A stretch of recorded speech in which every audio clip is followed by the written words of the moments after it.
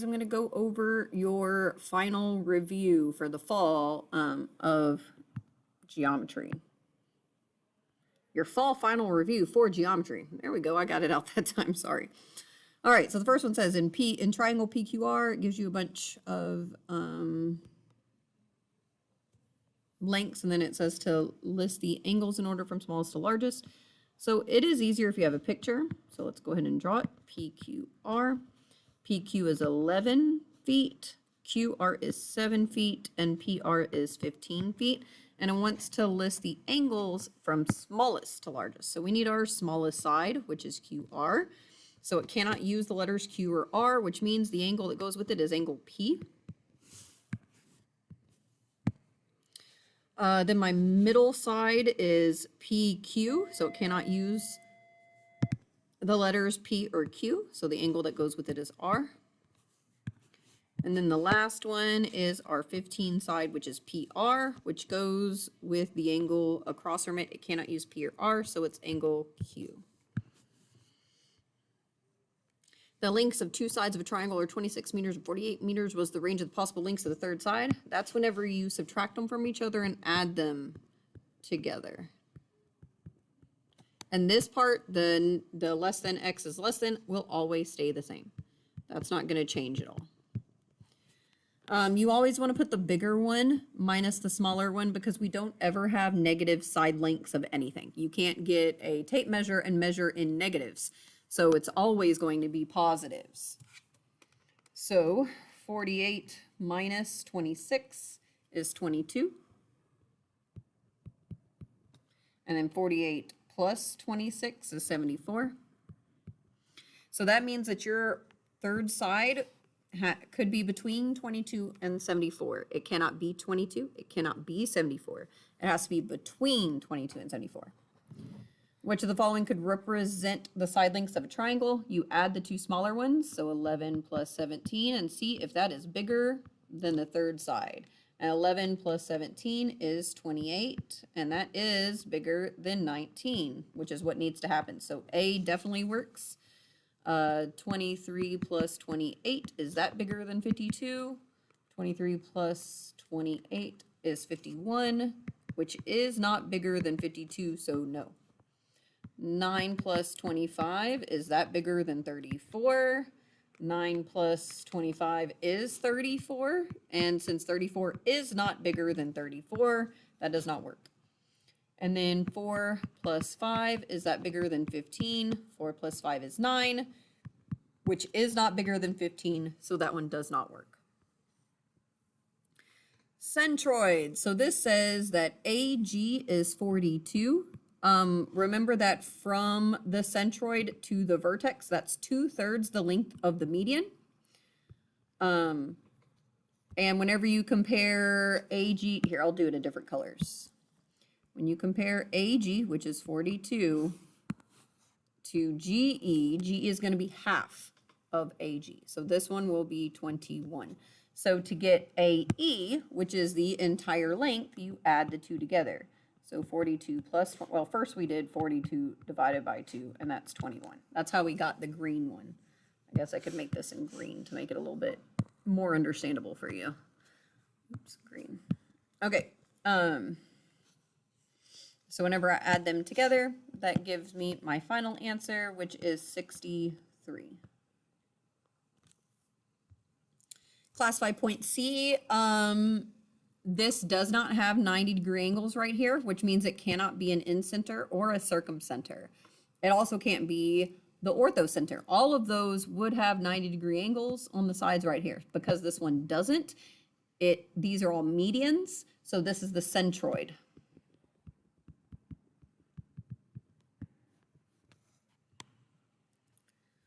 All right, for this one, KM is perpendicular bisector of JL. Find X. We set these equal to each other. Move this 4x over. That's 7x minus 61 is equal to 9. Move the 61 over. 7x is equal to 70. Divide by 7. And that means that x is 10. This is a mid-segment problem, which means this has to be doubled to be the same as this. So 10x minus 72 is equal to, we have to double it to make it the same. So now we need to distribute that 2. 2 times 3 is 6x, 2 times 4 is 8. Move this 6x over. So that's 4x minus 72 is equal to negative 8. Add 72 to both sides. 4x is equal to 64. Divide by 4.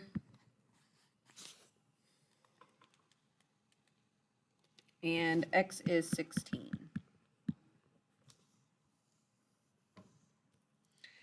Okay, this says that angle S is congruent to angle T. So whenever we have a triangle and we have R, S, T, that S and T are our congruent ones. And this would be an isosceles, meaning that these sides are congruent. RT and RS are the congruent ones. So RS and RT are the ones that we have to set equal. Subtract 4x on both sides.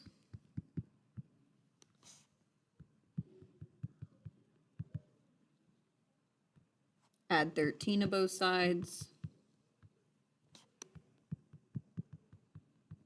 And then divide by 5 on both sides. So x is 3.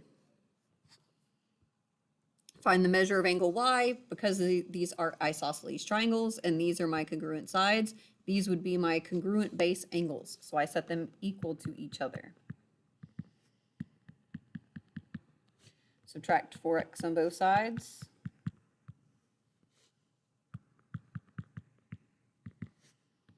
Add 23 to both sides.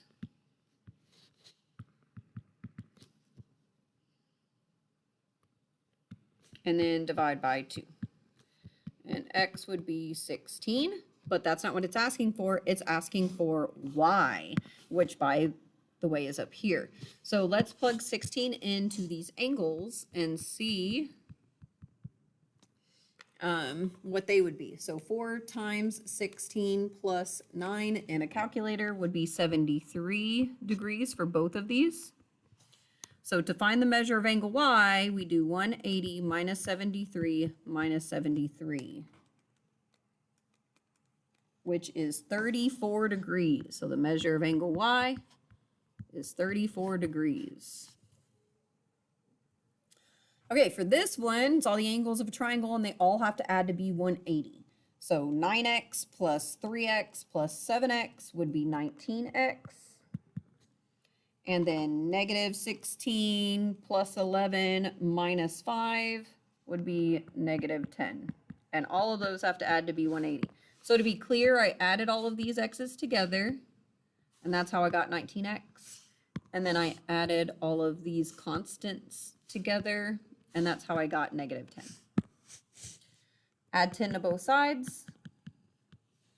19x is equal to 190. Divide by 19. And x is 10. All right, find the measure of angle 1. Well, we know the measure of 2 is going to be 49 degrees because these are vertical angles and are congruent. So to find the measure of angle 1, we do 180 minus 68 minus 49, which is 63 degrees.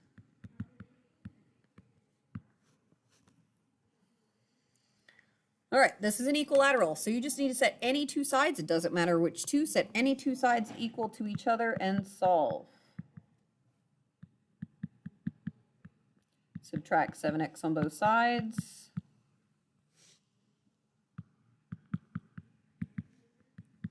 Add 6 to both sides. Oops, 3x. And then I ran out of room. Divide by 3 on both sides, and x is 8. Find the measure of angle 1. Well, these are just all angles of a triangle, so 180 minus 24 minus 37 is 119. What is the measure of each angle of an equilateral triangle? That is always 60 degrees because you have 180 degrees for all of the angles of a triangle. You divide that by the 3 triangles to make all of them equal, 3 angles to make all of the angles equal, which would give you 60 degrees for each of them. What method can be used to prove the triangles below are congruent? Well, these are vertical angles, which now you have a side, an angle, and a side. So that's side, angle, side. What method can be used to prove the triangles below are congruent? Well, they share this side. Now that's a side here, a side there, and a side there. So side, side, side. Write an equation that is parallel, so that has the same slope and passes through this point. So we need to use y minus y1 is equal to m, which is my slope, x minus x1. Well, this is my x1 and y1. So y minus negative 11 is equal to 3/2 x minus negative 6. So these are pluses. Minus negatives are always pluses. So my next step will be to distribute the 3/2 onto everything. So I have y plus 11 is equal to 3/2 x plus. Remember that you can do alpha y equals in order to get the fraction on your calculator. So you multiply 3/2 times 6. You could also do 3 times 6 divided by 2, 3 divided by 2 times 6. It's really any order as long as you always keep 3 and 6 multiplying and dividing by 2. Anyway, that's 9. Subtract 11 on both sides, and y would be equal to 3/2 x minus 2. Write a linear equation that passes through that point and has a slope of -5, so same process.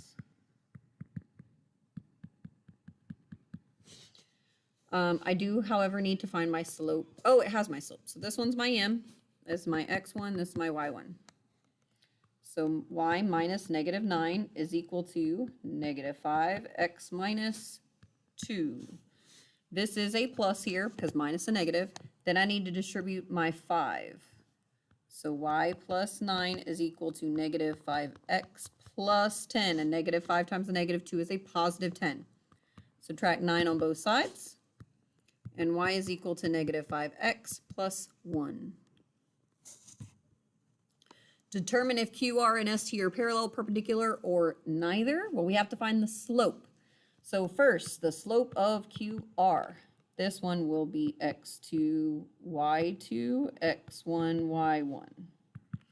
And slope is always y2 minus y1 over x2 minus x1. So 10 minus 2 over 9 minus a -5, which is plus. 10 minus 2 is 8. 9 plus 5 is 14, which this can reduce. 2's can go into both of those to 4/7. Then for the slope of ST, same thing with y1 and y2. So this will be my x2, y2, x1, y1. So I'm going to do -2 minus 2 over -8 minus -1, which this is plus. -2 minus 2 is -4. -8 plus 1 is -9. And a negative and a negative will make this a positive 4/9, but they are not the same thing, so they are neither. I lied. I did this wrong. It's not neither. I'm sorry. I can math. -8 plus 1 is -7. And then a negative is a positive. Now, they are the same. I apologize for that. So they are parallel. All right, find the value of x. These angles are consecutive interior angles, meaning they're supplementary, and they have to add together to be 180. So 9x plus 5x is 14x, and then -4 plus 16 is plus 12, and both of those have to add together to be 180. So just to be clear, again, I added 9x plus 5x to get 14x.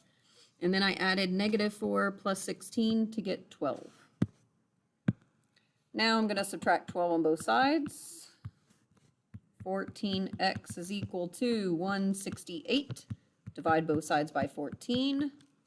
And 168 divided by 14 is 12.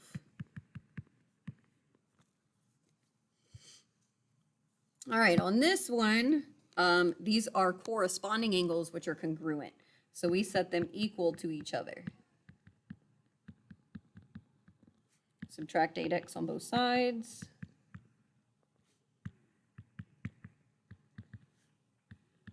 Add 31 to both sides. And then divide by 3. 51 divided by 3 is 17.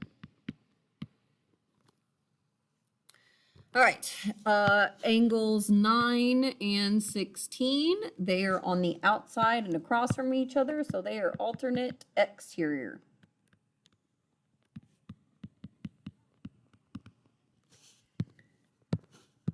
And then 2 and 11.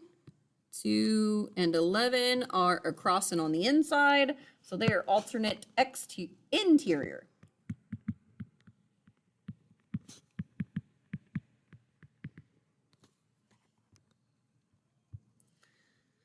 Okay, so this says if LP is the same as PN and LPN are collinear. So first of all, LP and N are all on the same line. That's what it means to be collinear. And then it says LP has to be equal to PN. And then P is the midpoint of N. That is the definition of a midpoint. So anytime it turns from equal to congruent or congruent to equal, that is the definition of congruence.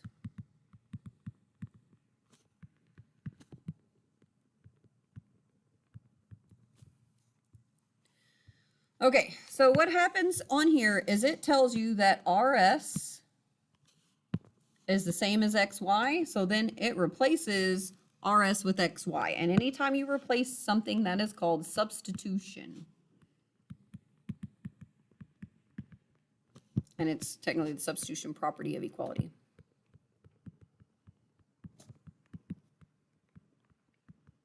But if you can just remember substitution, you're good, because there's only one that would be substitution. Okay, so P says a month begins with the letter M. And this says a month begins with the letter M. And it's exactly what P is. And then Q says it has 31 days. This says it has 31 days. Because it's exact, that is a conditional statement. This one says a month does not have 31 days. So that is... Hold on, I'm going to color code this to make it easier. It says a month does not have 31 days. So this is not Q right here. And then it says, then it does not begin with the letter N. So it begins with the letter N is what it really should be. So this is not P. So the thing that says not Q then not P is the contrapositive. This says Christmas is in December. And this says Christmas is in December, which is exactly what we need. Then it says parallel lines never intersect. Parallel lines do intersect. So this one's a not Q. This one's a P. It's the exact same thing. Parallel lines, and it's supposed to say never in between there, but it doesn't. And then ors look like a V. So it should be P or not Q. If it's an and, it looks like this, and you could remember that because all I got to do is this to make it into an A for and. Supplementary angles add to be 180, so 9 plus 2 is 11x, and then negative 38 plus 42 is 4, and they have to equal 180. So again, just to be clear, I did 9x plus 2x to get 11x, and then I did negative 38 plus 42 to get 4. Then subtract 4 on both sides. 11x is equal to 176. Divide by 11, which x is 16. But that isn't what it says. It says find the measure of f. So I need to plug it back in. So the measure of angle F is 2 times 16 plus 42. In a calculator, if I do 2 times 16 plus 42, I get 74 degrees for the measure of angle F.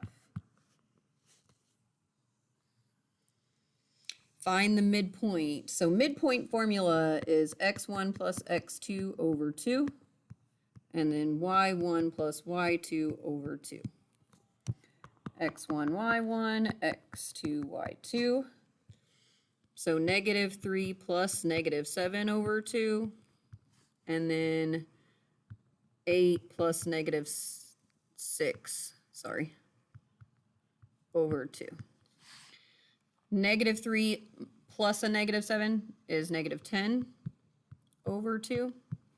And then 8 plus a -6, it's 8 minus 6, is 2 over 2. And then whenever I divide that, I get -5, and 2 divided by 2 is 1. So that's the midpoint. 32, these are a linear pair, so they're supplementary. We add them together. 6x plus 7x is 13x, and then -1 minus 1 is -2, and that has to equal 180. Again, 7x plus 6x is 13x, and then -1 plus -1 is -2. Add 2 to both sides. 13x is equal to 182. 182 divided by 13 is 14.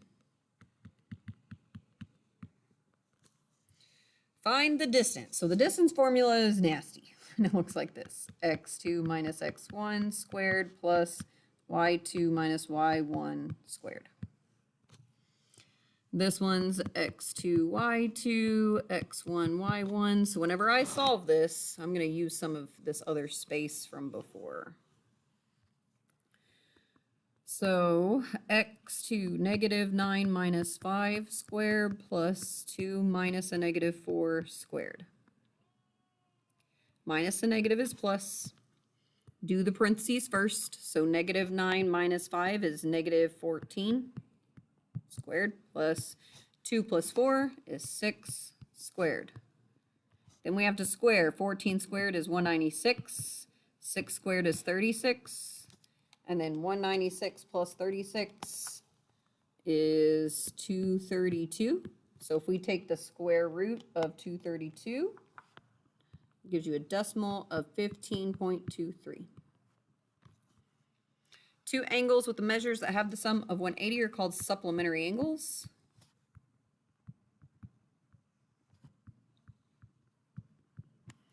Points that lie on the same plane are called coplanar.